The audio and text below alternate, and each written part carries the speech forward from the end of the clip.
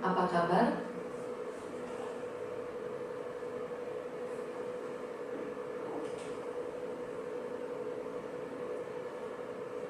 Pelajaran ke-7.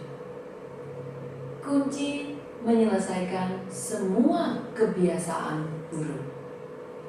Pelajaran kita sebelumnya ada membicarakan tentang seorang pria berusia 40 tahun yang menerima pengajaran kebijakan selama 5 hari. Di dalam hati tumbuh kebahagiaan yang sangat besar. Ada pemahaman yang sangat mendalam.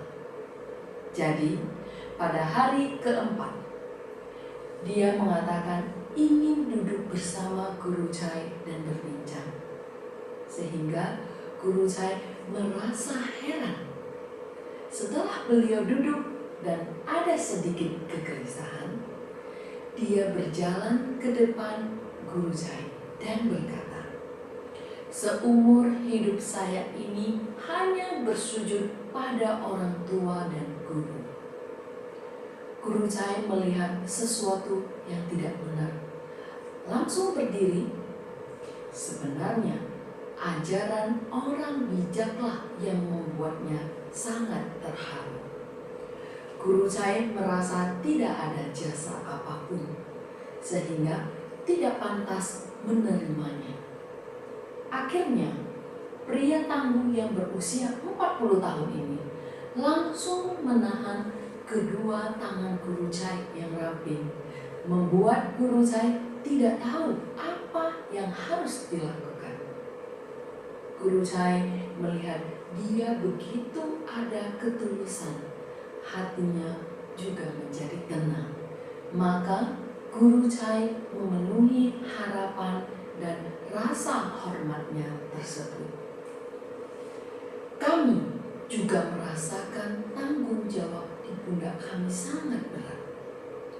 Berharap dengan melalui pelajaran-pelajaran kami ini dapat benar-benar membuat lebih banyak orang paham dan sadar bahwa sebenarnya orang bijak luhur zaman dahulu sungguh sangat mulia. Melalui pengajaran mereka, abad 21 mendatang pasti keluarga akan harmonis. Masyarakat akan sejahtera.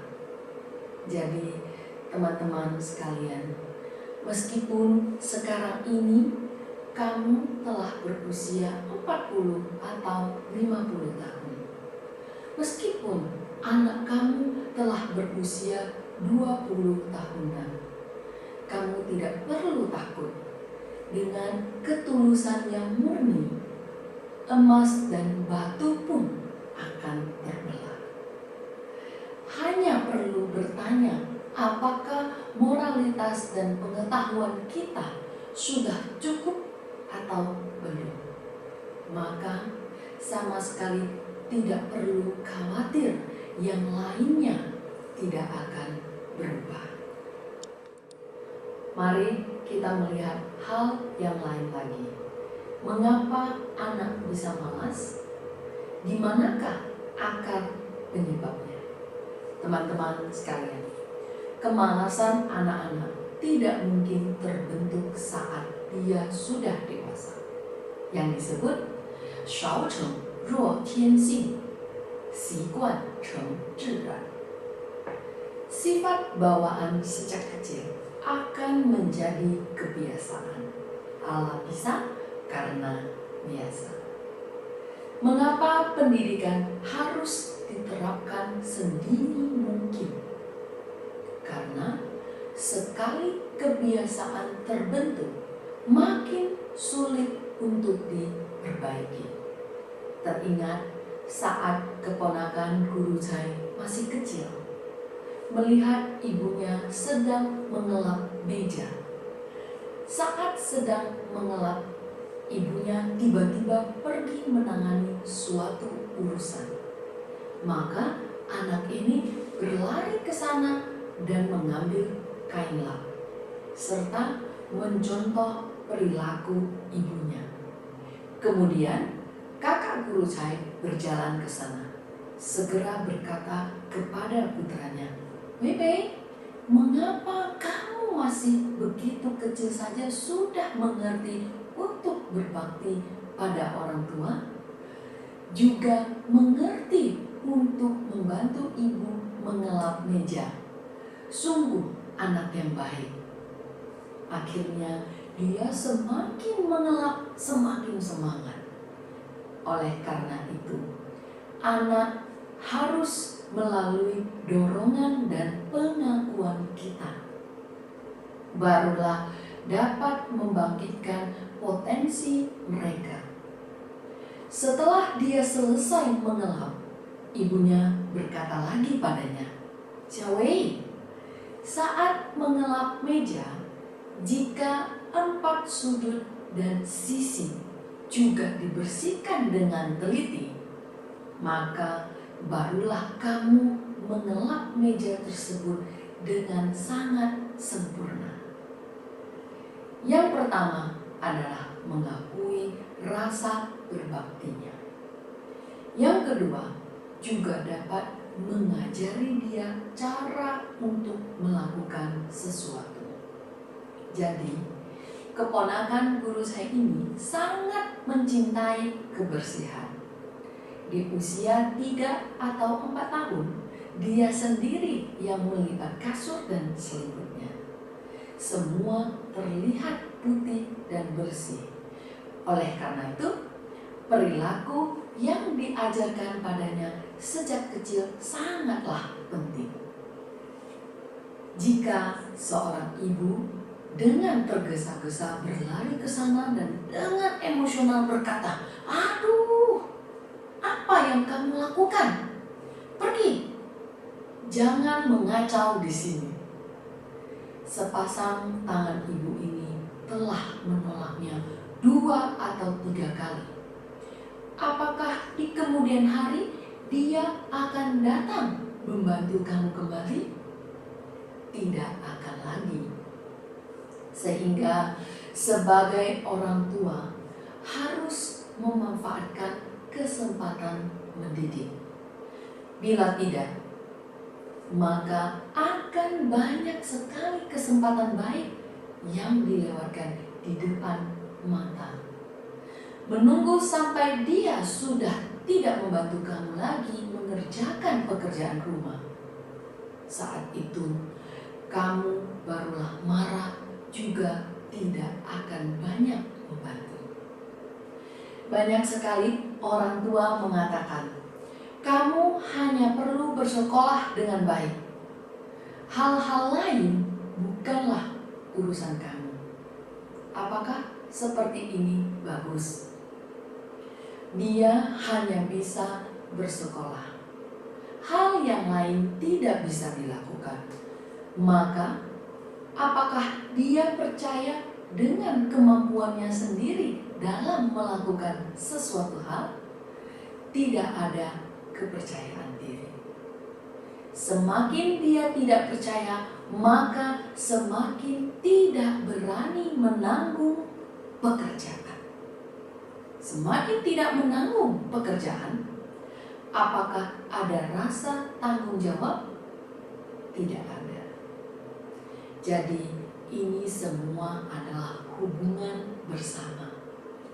Kita harus berpikir secara mendalam dan mempertimbangkan dengan matang. Saat anak banyak melakukan kegiatan, sangat membantu terhadap perkembangan tulang dan ototnya. Saat melakukan kegiatan, anak juga akan merasakan ternyata ibu dalam mengurus sebuah keluarga sungguh tidak mudah. Baru mengepel lantai ruang tamu saja sudah lelah. Ibu masih harus bekerja, pulang masih memasak nasi. Masih banyak hal yang harus dikerjakan. Dia sambil mengepel, sambil menumbuhkan rasa syukur di dalam hatinya. Sehingga Peribahasa mengatakan silam terbiasa bekerja. Ketika dia benar-benar berkorban, benar-benar berusaha keras, barulah dia tahu untuk bersyukur. Barulah tahu sulitnya pengorbanan orang lain. Jadi, tidak boleh membiarkan anak tidak bekerja. Tentunya, sama sekali tidak boleh membiarkannya mengembangkan kebiasaan malas. Selanjutnya, kita melihat mengapa kehidupan anak tidak ada aturan dan kedisiplinan. Guru saya pernah bertanya pada muridnya, "Hari ini yang tidak sarapan angkat tangan." Banyak sekali. Lebih dari setengah yang tidak makan. Selanjutnya, guru saya bertanya, "Apakah ibu tidak memasak?" Mereka berkata, "Ibu masih tidur." Sarapan pagi mereka adalah uang yang terletak di atas meja dengan tulisan sarapan di atasnya. Orang tua hanya mengeluarkan uang. Apakah orang tua yang mengeluarkan uang benar-benar memahami apakah uang itu bisa berubah menjadi sarapan? Tidak bisa. Berubah menjadi apa? Berubah menjadi mainan elektrik. Berubah menjadi setumpukan makanan ringan yang mengandung pewarna. Kondisi semacam ini berkelanjutan selama setengah tahun atau 1 tahun. Kualitas kesehatan badan pasti akan mengalami penurunan. Mengapa guru saya tahu? Saat itu yang guru saya ajari adalah murid-murid kelas 6. Anak kelas 6 sedang dalam masa pertumbuhan. Perut sangat mudah sekali lapar. Kira-kira jam 10 lebih telah berbunyi kruyuk-kruyuk-kruyuk. Jadi di dalam laci guru saya setiap saat selalu diletakkan biskuit. Mereka sangat menyukai biskuit guru saya. Pada dasarnya seringkali pada jam 9 lewat atau 10 saat pelajaran, raut mukanya agak sedikit pucat karena lapar. Setelah dipahami, ternyata uangnya tidak berubah menjadi sarapan, tetapi telah habis digunakan. Sehingga kita sebagai orang tua harus membuat kehidupan anak mempunyai aturan dan kedisiplinan. Harus menyiapkan makanan 3 kali sehari sebagaimana mestinya. Maka kita harus lebih banyak berkorban, dan pengorbanan ini akan mempengaruhi kehidupan anak seumur hidup. Teman-teman sekalian, kebiasaan-kebiasaan buruk ini, percayakah kalian, asalkan menumbuhkan sebuah kebaikan, maka semuanya akan terselesaikan. Menumbuhkan kebaikan yang mana? Bai Shan Xiao Wei Jian. Ratusan kebaikan berawal dari berbakti. Kalimat ini mengikuti pendalaman kamu terhadap pengajaran kebijakan. Pemahaman kamu akan semakin lama semakin dalam. Kalimat ini mempunyai 2 makna. Makna pertama, yaitu ratusan kebaikan yang utama adalah berbakti. Makna yang kedua, yaitu sekali tumbuh rasa bakti secara alami, ratusan kebajikan akan ikut tumbuh. Mari kita lihat, apakah orang yang mempunyai rasa berbakti akan egois? Tidak akan. Apakah seseorang yang mempunyai rasa berbakti akan membantah? Fu mu hu in wu huan, fu mu min xin wu lan. Bila dipanggil ayah bunda, cepat menyaut, jangan ditunda. Bila beliau memberi tugas, segera kerjakan, janganlah malas. Teman-teman sekalian, jangan meremehkan Di Zi Gui. Dalam Ru Zi Xiao, berbakti saja sudah menyelesaikan semua masalah anakmu. Saat dia mengetahui Shen you shang, yi qin you, badan yang terluka merisaukan orang tua. Apakah pola hidupnya akan terbalik? Tidak akan. Apakah dia tidak ada rasa tanggung jawab?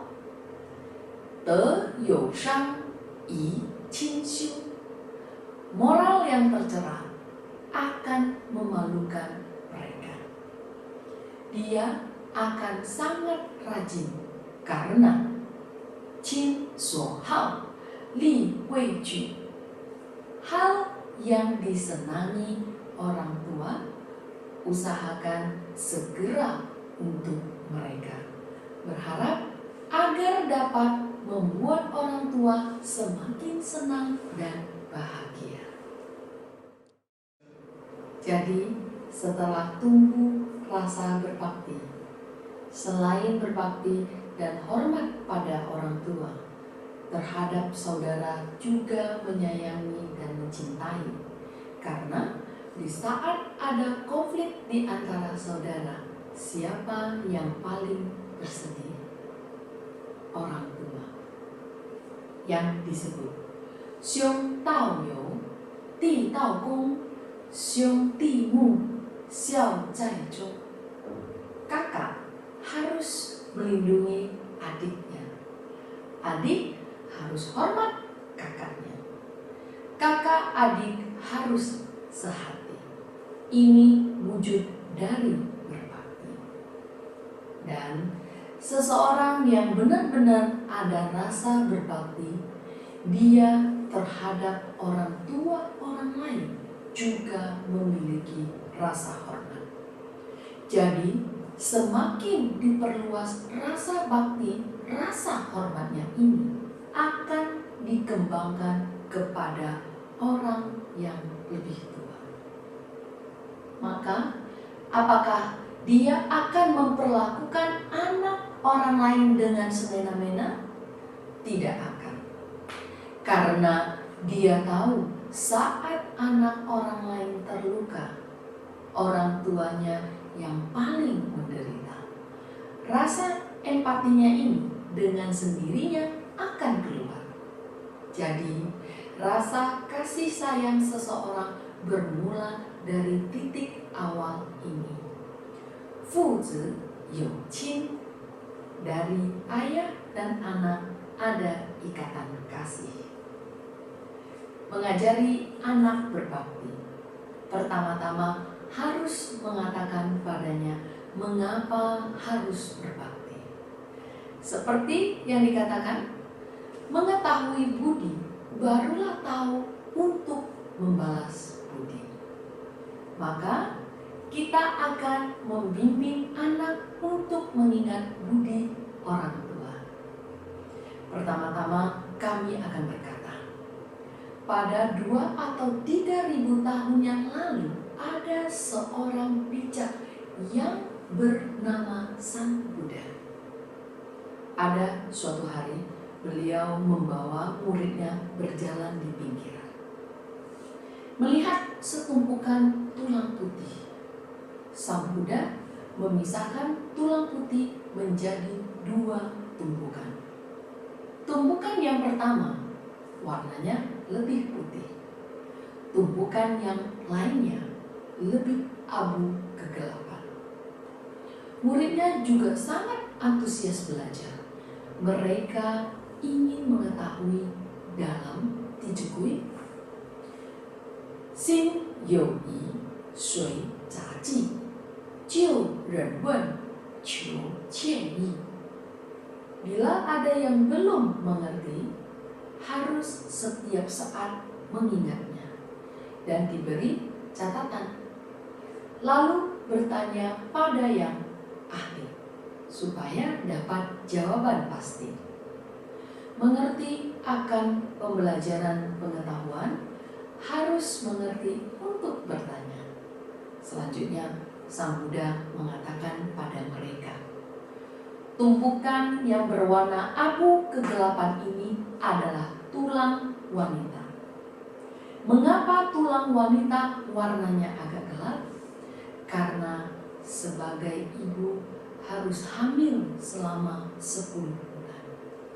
Dalam proses tersebut, semua gizi anak adalah berasal dari tubuh ibu. Saat kalsium anak tidak cukup, maka harus diambil dari dalam tulang ibu. Jadi, tulang ibu berwarna agak gelap. Kami pernah melakukan sebuah kegiatan meminta anak-anak untuk meletakkan sebuah telur ayam di tubuh. Disebut kegiatan melindungi telur selama sehari. Guru saya memberitahukan kepada mereka, hari ini kalian merasakan sebentar perasaan menjaga sebutir telur. Hanya 1 hari. Apakah dapat menjaganya dengan baik? Pada awalnya anak-anak sangat berhati-hati. Tetapi kira-kira 1 atau 2 jam berlalu sudah lupa. Sehingga tidak berhentinya terdengar suara "ah" pada pelajaran terakhir di hari itu. Hanya tersisa beberapa saja yang tidak pecah. Maka gurunya membimbing mereka, berkata, kalian lihat, kalian menjaga sehari saja tidak bisa dijaga dengan baik. Bila ibu sama seperti kalian, setiap hari melompat-lompat, maka setelah kalian lahir akan sedikit hijau di sebelah sini, sedikit ungu di sebelah sana. Ibu harus sangat berhati-hati menjaga kamu selama 10 bulan. Dan berat badan kamu hari demi hari semakin berat. Saat ibu sedang mengandung juga akan ada reaksi fisik. Bisa muntah-muntah, tidak selera makan, tetapi walaupun di saat ibu tidak berselera, masih memaksakan diri untuk makan. Anak-anak, mengapa ibu sudah tidak ada nafsu makan, masih tetap mau makan? Supaya tubuhnya mempunyai gizi untuk diberikan padamu. Jadi anak-anak, bolehkah kalian memilih makanan? Demi anaknya, ibu rela untuk makan. Kalian juga seharusnya membalas budi ibumu. Jangan memilih makanan. Yang perlu dimakan dan yang bergizi harus dimakan. Agar tubuh kuat, agar ibumu bahagia. Kita membimbingnya dengan cara begitu, anak-anak akan merasakan apa yang dialami seorang ibu. Tubuh saat mengandung 10 bulan sangat berat.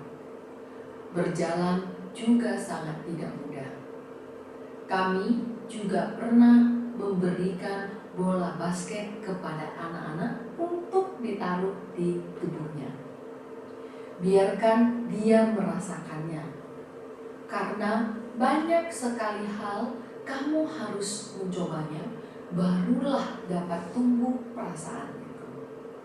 Selanjutnya, Guru Chai juga akan membimbing para murid dan berkata, "Guru telah mengamati, di samping tempat tidur ruangan bersalin ada 2 gagang baja yang sangat tebal.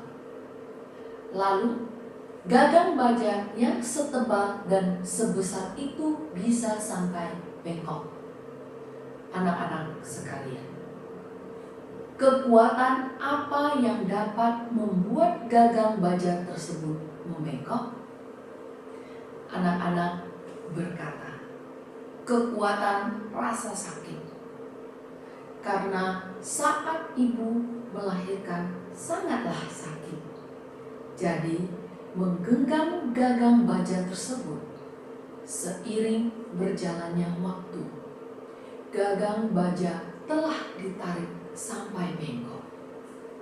Berdasarkan fakta, saat melahirkan lebih sakit daripada penyakit kanker. Mengapa banyak sekali penderita kanker yang bunuh diri? Tidak dapat menahan rasa sakitnya. Lalu ibu malah mengalami kesakitan yang lebih sakit daripada penyakit kanker. Kemudian setelah ibu selesai melahirkan, apa perkataan dan pikiran pertamanya? Bayinya sehat atau tidak? Kasih sayang ibu terhadapmu dapat melupakan rasa sebegitu sakitnya dari ingatannya. Budi yang seperti ini harus kita ingat dalam hati seumur hidup. Selanjutnya adalah mengasuh dan mendidik anak. Itu lebih sulit lagi. Ada seorang teman yang berkata, saat sebelum dia melahirkan anak, sering ingin segera melahirkan anaknya. Akhirnya setelah dilahirkan, sangat ingin untuk mengembalikan anaknya kembali. Jadi jasa mengasuh dan mendidik lebih besar daripada melahirkan. Berapa banyak malam yang perlu ibu habiskan untuk bergelut dengan anaknya? Jika ia tidak tidur di malam hari, orang-orang di rumah harus bagaimana? Maju secara bergiliran seperti perlombaan estafet. Keponakan Guru Chai tidak tidur, Guru Chai juga pernah ikut menjaga. Tetapi baru sekitar 20 menit sudah tidak tahan lagi, tangan pun sudah terasa mau putus. Ketika Guru Chai menggendong keponakannya sambil berkata, "Di kemudian hari, jika kamu tidak berbakti kepada ibumu, sayalah orang pertama yang akan menghukummu." Anak harus berbakti pada orang tua. Karena berapa banyaknya malam adalah jeripaya orang tua yang membuat anak tertidur, menemaninya bergadang. Tidak tahu berapa kali saat anak sakit, orang tua di tengah malam harus membawanya pergi ke dokter. Berkali-kali tidak makan, orang tualah yang khawatir bagaimana bila gizi anak tidak cukup. Tekanan-tekanan hidup, beban berat dalam mengasuh dan mendidik, setiap saat selalu terbeban di diri orang tua. Jadi mudah memberitahukan murid, dalam hidup kita ini pastilah tidak mungkin dapat membalas semua budi orang tua kita. Kita seharusnya melakukan ajaran berbakti.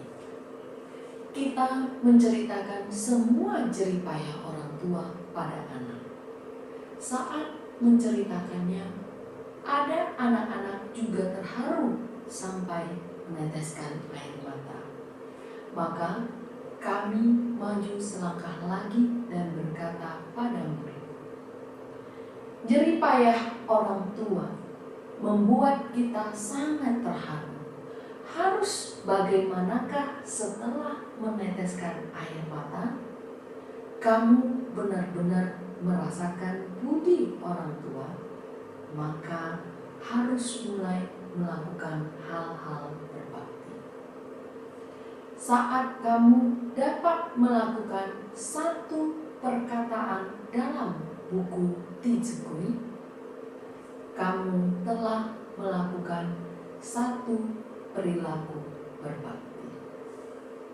Bila kamu telah melakukan semua yang ada pada buku Tizukui, maka perilaku berbakti yang kamu lakukan sangat sempurna.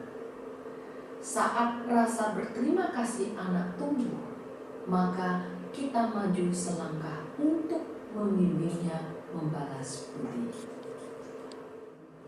Mulai dari manakah melakukan ajaran moralitas? Mari kita lihat satu bagian kalimat Tizukui ini. Kita bersama-sama membacanya sekali. Fu mu hu yin wu huan, fu mu ming xing wu lan, fu mu jiao xu jing ting, fu mu ze xu shun cheng. Bila dipanggil ayah bunda, cepat menyambut, jangan ditunda. Bila beliau memberi tugas, segera kerjakan, janganlah malas. Bila orang tua memberi nasihat, harus didengar dengan penuh hormat. Bila orang tua menegur kita, harus menurut dan menerima apa adanya. Fu mu hu yin wu huan, bila dipanggil ayah bunda, cepat menyaut, jangan ditunda. Ini adalah menyebutkan perilaku berbicara dengan orang tua sangat penting. Sebenarnya dari manakah dilihat ajaran moralitas dan pengetahuan seseorang? Dari setiap perkataan dan perilakunya. Dan perilaku anak dalam berbicara dengan orang tua mempunyai dampak yang sangat mendalam terhadapnya. Saat yang dia tumbuhkan semuanya adalah rasa berbakti dan rasa hormat, maka pengetahuannya ditanamkan dasar yang paling baik. Saat dia tidak ada berbakti dan hormat ini, apa yang akan ditumbuhkannya? Kemungkinan adalah kesombongan. Kemungkinan adalah tidak hormat. Ini sangat kemungkinan akan menghancurkan akhlaknya seumur hidup. Guru Chai berkata, seperti ini tidak berlebihan. Di dalam buku Daxue ada disebutkan, 欲治其国者，先齐其家；欲齐其家者，先修其身；欲修其身者，先正其心。 Orang yang berkeinginan untuk mengatur negaranya, terlebih dahulu mengatur keluarganya. Orang yang berkeinginan untuk mengatur keluarganya, terlebih dahulu membina dirinya. Orang yang berkeinginan untuk membina dirinya, terlebih dahulu membenarkan hatinya. Jadi, anak harus dapat memiliki ketulusan dan menegakkan hati. Dia barulah dapat membina diri dan mengatur keluarga. Dan menumbuhkan rasa berbakti dan hormat pada anak adalah menegakkan hatinya. Bagaimana dapat menuluskan niat dan menegakkan hati?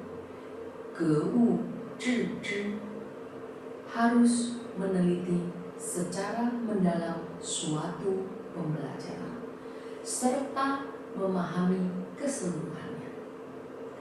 Meneliti secara mendalam suatu pembelajaran adalah menyingkirkan keinginan materi, menghilangkan kebiasaan buruknya.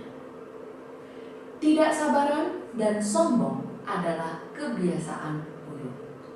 Sejak kecil dapat mengubah semua kebiasaan ini. Inilah disebut meneliti secara mendalam serta memahami secara mendalam, sehingga dapat meluruskan dan menegakkan hati. Oleh karena itu, pengetahuan yang luas mulai berakar dari hal yang kecil. Mari kita renungkan sebentar. Anak yang sekarang sewaktu kamu memanggilnya, bagaimana dia akan menjawabnya? Bila dia berjalan kemari dan berkata, "Paman, Anda ada keperluan apa?" Terhadapnya kamu tiba-tiba akan bagaimana? Merasa kagum dan hormat. Sekarang anak seperti ini benar-benar sudah hampir punah. Jadi anak harus diajar. Guru Chai berkata, anak sejak kecil harus diajarkan sopan santun.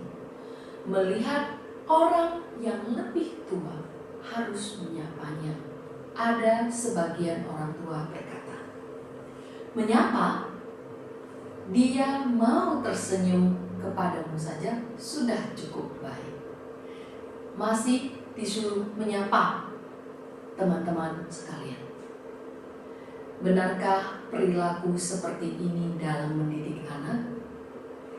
Kita sekarang menurunkan standarnya. Akan menimbulkan akibat apa? Satu generasi tidak sebanding satu generasi. Kamu lihatlah, bukankah hasilnya telah terlihat? Jadi, standar dalam mengajari anak tentunya tidak boleh karena seiring perubahan zaman melakukan perubahan. Kita harus mengarahkan anak. Saat orang tua memanggil, kamu harus segera menghampiri. Ayah, ibu, apa yang bisa saya bantu? Tentunya kita sebagai seorang tua harus melakukannya terlebih dahulu untuk diteladani oleh anak.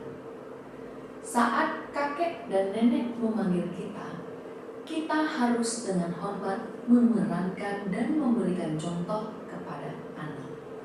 Saat kita melakukan perilaku yang seperti ini, rasa berbakti dan hormat ini akan saling berpengaruh, maka akan terbentuk budaya ini di dalam keluarga.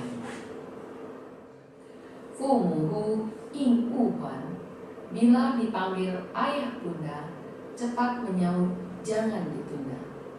Rasa hormat seperti ini, selain terhadap orang tua, juga harus terhadap siapa?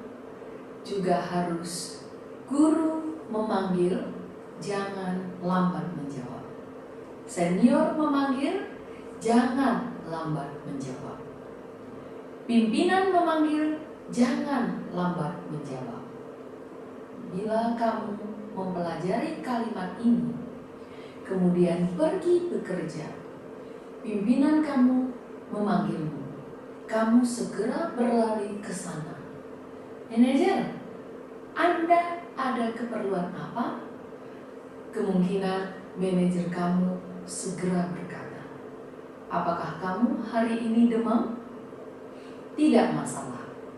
Mulailah melakukan perubahan dari diri kita. Seluruh dunia akan berubah. Jangan meremehkan kekuatan hati kita sendiri. Hati adalah dasar.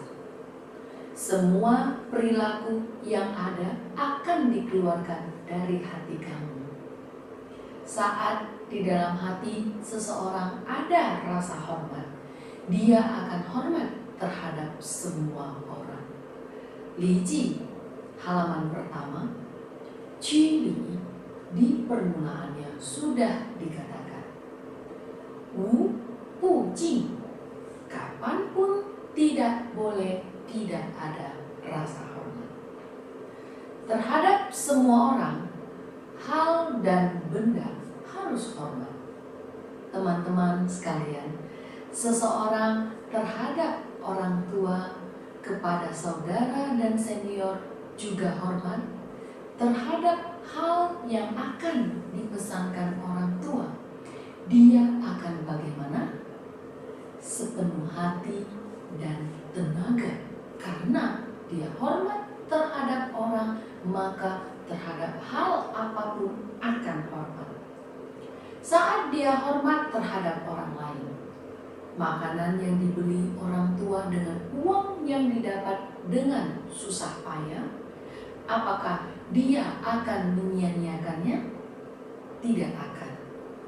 Ketika anak terhadap orang tahu untuk hormat, maka secara alami terhadap hal dan barang akan ada rasa hormat.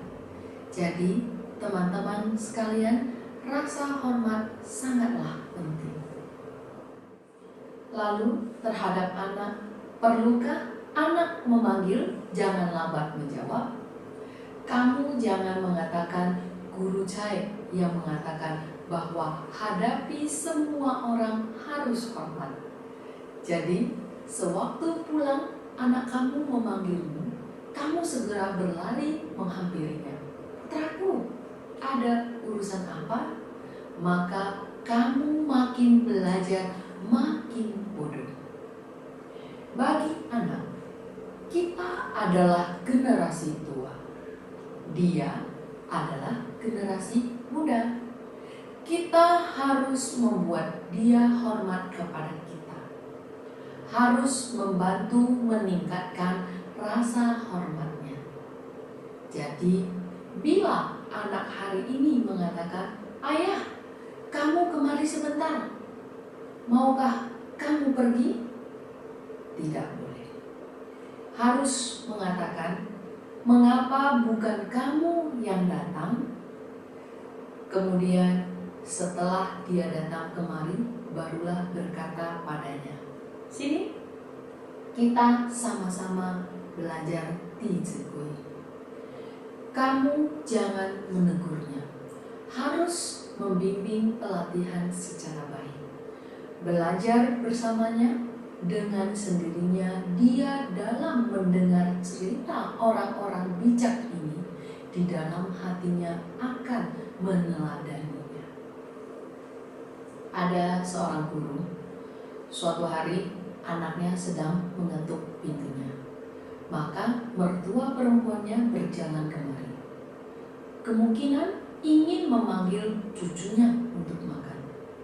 Akhirnya cucunya sedikit tidak sabar, maka menjawab dengan perkataan, "Hush, jangan berisik." Bagaimana? Pendidikan harus bersungguh-sungguh dari awal. Setelah kamu menemukannya, harus segera menyelesaikannya. Bila menunggu menjadi kebiasaan, maka akan sulit diubah. Guru ini sangat ada kepekaan. Segera membuka pintu dan berkata pada anaknya, "Minta maaf pada nenek." Anak ini tetap tidak mau meminta maaf. Maka neneknya berkata, "Cuaca begitu panas, maaf apa yang perlu diminta?" Saat seperti ini, bagaimana?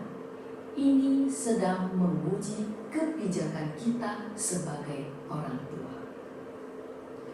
Melihat anak tidak minta maaf, ibunya segera berkata pada mertuanya, "Ibu, anak tidak diajari dengan baik adalah kesalahan saya. Saya meminta maaf pada ibu." Ibunya ini baru saja selesai berbicara, air mata putranya sudah berlinang. Apa maksud dari air matanya? Rasa malu. Selanjutnya, ibunya berkata juga pada anaknya, "Kamu lihatlah, kamu begitu tidak hormat pada nenek. Nenek malah setiap saat memikirkan kamu. Takut kamu terlalu kepanasan? Apakah kamu ada melihat hati nenek setiap saat selalu memikirkan kamu?" Sebagai menantu perempuan, membantu nenek berbicara.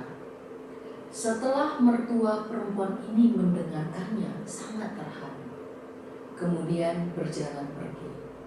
Selanjutnya, hubungan mertua dan menantu karena hal ini akan ada perkembangan yang sangat baik. Karena mertua ini merasa menantunya mengerti hatinya. Terakhir, ibunya berkata pada anaknya, "Malam ini kamu harus menulis buku harian, mengintrospeksi diri baik-baik." Akhirnya, anak ini menulis buku harian di malam hari, mengatakan dia mempunyai 2 sifat di dalam dirinya. Yang pertama adalah dia yang baik. Yang satunya yang tidak baik. Yang tidak baik saling bertarikan dengan yang baik. Teman-teman sekalian, di usia yang kecil mempunyai kontradiksi yang begitu besar, setelah dewasa akan mempunyai lebih banyak lagi. Tetapi bila dari sejak kecil sudah ditanamkan rasa berbakti, maka kehidupannya tidak akan ada pertentangan-pertentangan ini. Dalam kehidupannya juga tidak akan karena ketidakhormatan, karena emosional yang buruk, melakukan hal yang membuat diri sendiri menyesal. Jadi, saat anak begitu berbuat kesalahan, kita sebagai orang tua harus sangat ada kepekaan, segera melakukan penyelesaian. Sebenarnya, saat seseorang dapat memahami secara mendalam budi orang tua, dengan sendirinya hatinya akan lembut, dengan sendirinya akan hormat. Teringat saat kakak Guru Chai menikah, Guru Chai yang membukakan pintu mobil untuk kakak iparnya, karena beliau adalah anak laki-laki tunggal dalam keluarganya. Di sepanjang prosesi ada banyak sekali etika penyambutan pengantin. Di antaranya ada sebuah etika yang membuat beliau terkesan sangat mendalam, yaitu upacara terakhir untuk memberi hormat perpisahan pada orang tua mereka. Saat kakak dan kakak iparnya berlutut, air mata ayahnya tiba-tiba berlinang. Setelah melihat ayah seperti ini, tiba-tiba air mata Guru Chai juga mengalir. Beliau di saat itu merasakan pemikiran seorang ayah. Ayah menjaga putri ini selama 20 tahun lebih, tidak tahu telah khawatir berapa banyak, tidak tahu telah merindukan berapa banyak hal. Setiap saat berharap anak dapat tumbuh dengan baik, anak belajar dengan baik, anak dapat mendapatkan pasangan yang baik. Jadi air mata ayah masih ada sedikit perasaan terhibur. Akhirnya hari ini telah membantu putrinya menemukan pasangan yang baik. Dan orang tua terhadap putra dan putrinya Apakah setelah berkeluarga maka tidak akan khawatir lagi? Tidak. Tetapi selalu mencintai dan melindungi seumur hidupnya. Yang dikatakan, ibu hidup sampai usia 100 tahun, masih sering mengkhawatirkan anak berusia 80 tahun. Meskipun ibu hidupnya sampai 100 tahun, putra yang berusia 80 tahun di matanya tetap adalah anak kecilnya.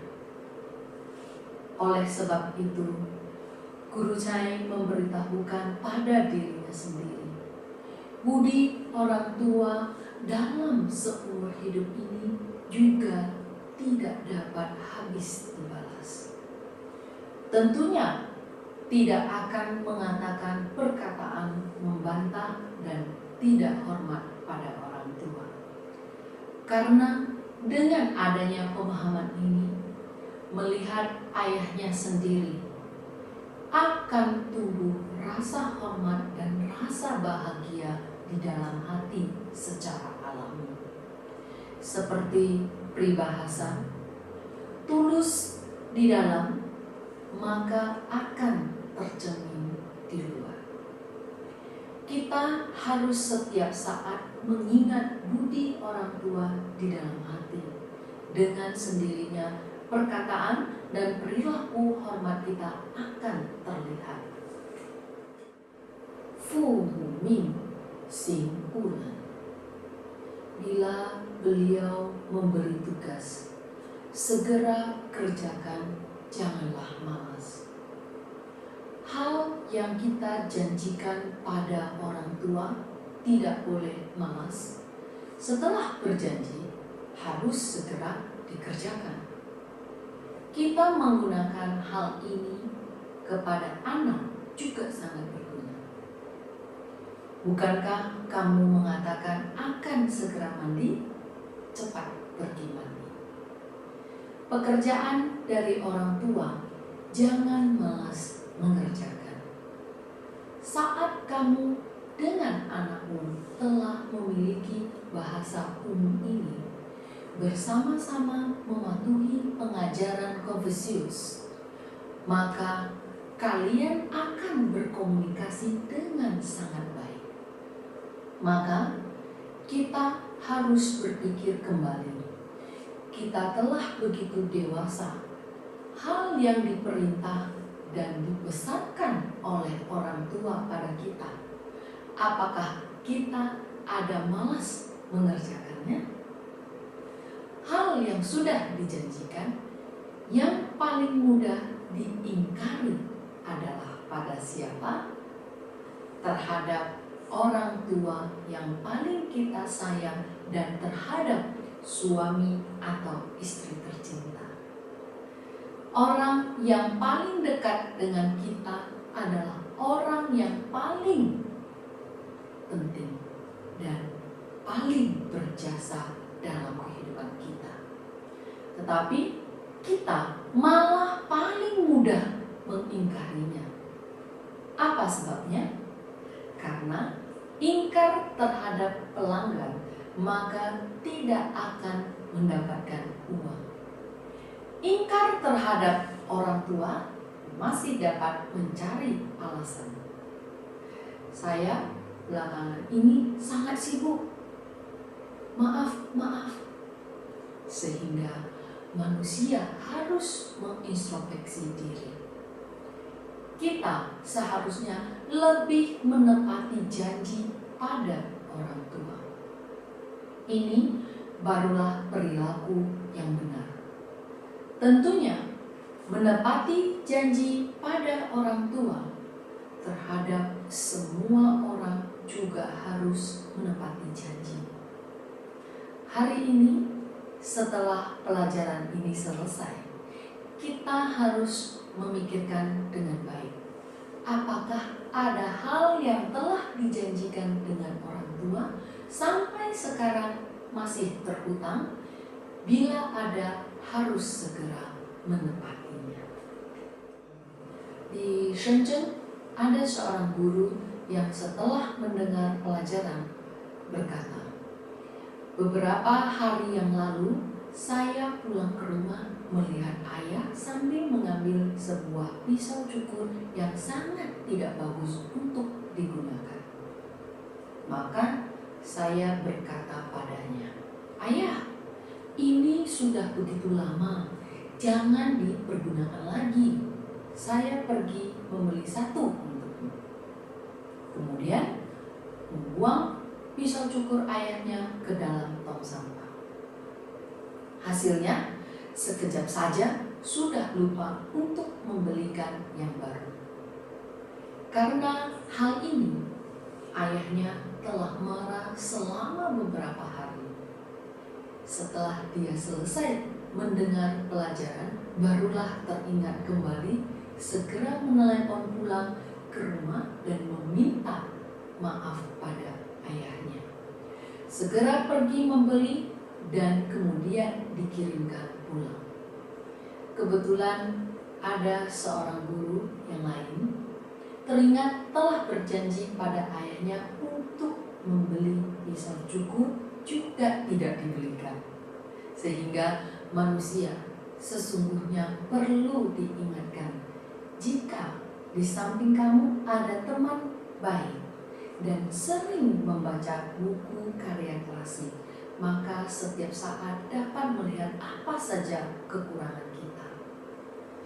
Dahulu kala ada banyak sekali anak berbakti, tidak menunggu perintah orang tua, sudah dapat merasakan kebutuhan orang tua, mengerjakannya sendiri secara inisiatif. Ada seorang anak berbakti di Sanku yang bernama Meng Jung. Ibunya telah sangat lama tidak berselera makan. Tiba-tiba sangat ingin memakan sup rebung. Tetapi saat itu bukanlah musim rebung, sehingga dia berjalan ke dalam taman bambu dan menangis. Dia sendiri juga tidak tahu harus bagaimana. Akhirnya, rasa berbaktinya ini, rasa ketulusannya ini membuat bambu tersentuh dan tumbuhlah rebung. Meninggalkan cerita Meng Jung menangis bambu. Meng Jung kucu. Bambu adalah tumbuhan. Profesor Masaru Emoto Jiang Bensheng dari Jepang telah melakukan penelitian. Pemikiran manusia dapat mempengaruhi mineral, dapat mempengaruhi air. Ketika orang memiliki pemikiran yang baik, maka air akan membentuk kristal yang indah. Saat orang ada pemikiran yang baik, bahkan air danau yang sangat kotor juga akan berubah menjadi bersih. Jadi, alam dengan hati manusia adalah sebuah hubungan interaksi. Di zaman dulu, ada begitu banyak anak yang berbakti. Mengapa dapat membuat bambu terharu, membuat banyak sekali makhluk terharu, bahkan membuat harimau yang paling kejam terharu? Apa yang diandalkan? Rasa berbakti. Hal yang baik seperti ini telah diperlihatkan oleh leluhur kita selama ribuan tahun. Hal baik yang seperti ini, apakah kita seharusnya memerankannya secara terus-menerus? Harus. Asalkan kita dapat mempelajari rasa berbakti mereka, manusia pasti akan dapat memerankan satu demi satu hal baik yang membuat orang terharu. Setelah Ibu Meng Jung memakan sup rebung, penyakitnya menjadi sembuh. Dapat dilihat Anak yang benar-benar berbakti dapat membuat orang tua lega, membuat tubuh orang tua sehat. 父母教，须敬听. Bila orang tua memberi nasihat, harus didengar dengan penuh hormat. Pastilah tidak boleh satu kalimat yang diucapkan, 9 kata yang dibantah. Bila saat ayah menegur kita, mengatakan 10 hal, di antaranya hanya 2 hal yang benar. 8 hal adalah kesalahpahamannya terhadapmu. Apakah kamu mau segera menentangnya kembali? Tidak. Karena saat orang tua menegur kita, emosionalnya sedang di puncak. Saat ini, kamu hanya perlu mengatakan ya. Sebenarnya amarah ayah sangat besar, kemungkinan akan menghilang secara perlahan. Tunggu setelah dia selesai memarahimu, emosionalnya telah sedikit tenang, tiba-tiba berpikir lagi. Sepertinya saya terlalu keterlaluan memarahi putra saya. Kemungkinan dia akan sangat berinisiatif memotong sedikit buah. Sini bersama-sama makan buah untuk menyelesaikan perselisihan. Saat ini kamu juga harus dengan luas berjalan ke sana, seperti tidak ada kejadian. Kamu janganlah segera berkata lagi, "Ayah, bagaimana? Apakah sudah mau berdamai dengan saya?" Otakmu jangan begitu kaku. Kita harus bertindak mengikuti arus.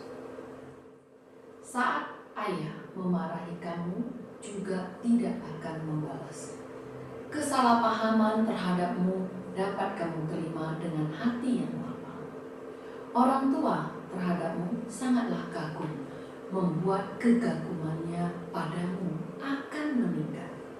Secara perlahan akan merasa siapa yang paling dapat dipercayai, yaitu putra saya, yaitu putri saya. Tentunya jika ayahmu memiliki penyakit jantung, kamu juga harus melihat situasi dan memutuskan. Misalnya, dikatakan dia memarahi kamu dengan sangat galak.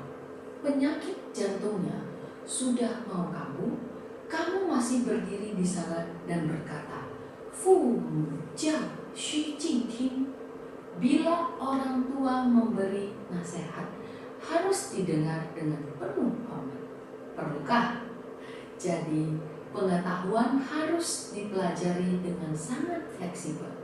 Setiap saat berpikir demi kepentingan orang tua, kamu akan tahu pada saat itu harus bagaimana untuk maju dan mundur.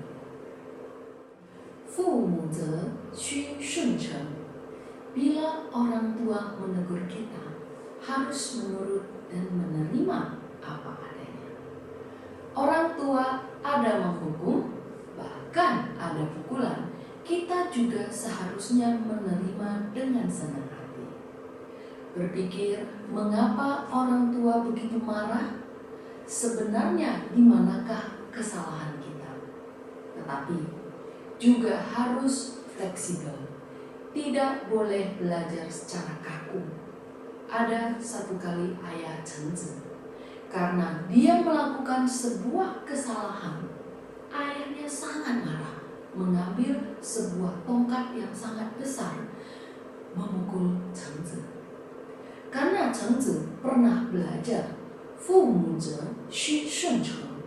Bila orang tua menegur kita, harus menurut dan menerima apa adanya. Sehingga dipukul ayahnya dan bergerak pun tidak. Akhirnya ayahnya menggunakan kekuatan yang berlebihan, memukulnya hingga pingsan. Hal ini terdengar sampai ke telinga Confucius. Maka dia berkata kepada muridnya, yang dilakukan Chen Zi ini tidak berbakti. Mengapa? Maka Confucius berkata, saat orang tua sedang marah, kemungkinan emosionalnya tidak dapat dikendalikan. Bila tidak berhati-hati, kebetulan satu pukulannya mengenai kepala kamu, maka putranya akan meninggal. Siapa yang paling bersedih? Orang tua. Jadi Confucius mengatakan, rotan yang kecil maka diterima. Mengambil rotan yang kecil maka boleh menerima hukuman dengan patuh.